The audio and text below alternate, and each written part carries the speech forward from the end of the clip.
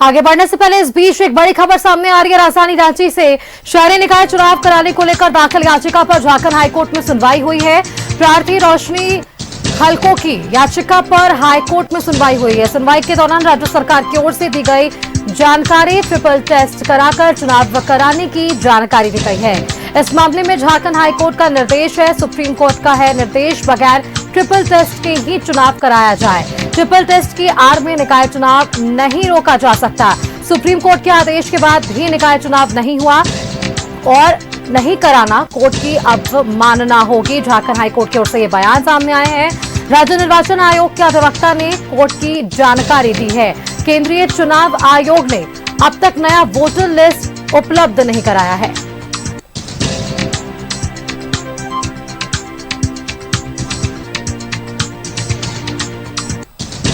अधिक जानकारी के साथ राजधानी रांची से संवाददाता नौशाद फोन लाइन पर है। नौशाद, जिस तरह से निकाय चुनाव को लेकर आज यहां सुनवाई हुई है, इस पर क्या कुछ और जानकारियां निकलकर स्पष्ट हो पाई है?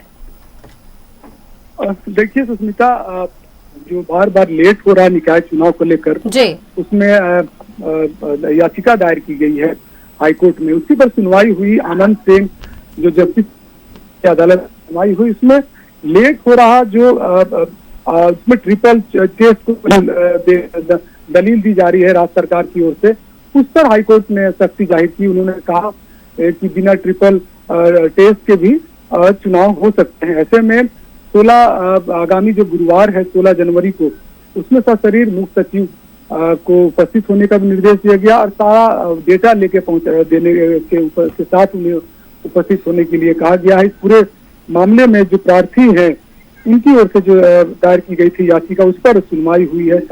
करीब शाम में इसकी सुनवाई हुई। हाईकोर्ट का जो निर्देश था वो सुप्रीम कोर्ट ने कहा कि बगैर ट्रिपल टेस्ट के चुनाव कराया जाए। ट्रिपल टेस्ट की आड़ में निकाय चुनाव को नहीं टाला जा सकता है। आपको पता होगा कि 2020 से ही राज्य में निकाय चुनाव नहीं हुए हैं। ऐसे में जो केंद्र सरकार की ओर से जो वित्तीय सहायता आती है वो भी रुकी हुई है, जिससे निकाय का जो कामकाज है, नगर निकाय, वो पूरी तरह से बाधित है। जनप्रतिनिधि नहीं रहने से काम लंबित होते हैं। इस पर राज्य निर्वाचन आयोग के अधिवक्ता ने इस पूरे मामले की दलील दी है, उस पर उन्होंने जानकारी दी है।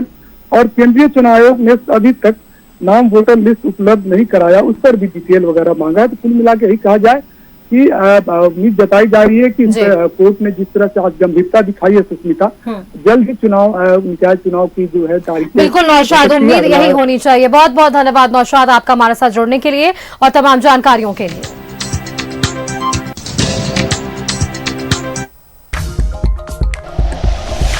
Like and share videos, subscribe करें हमारा चैनल और प्रेस करें बेल आइकॉन। न्यूज़ 11 भारत, सच है तो दिखेगा।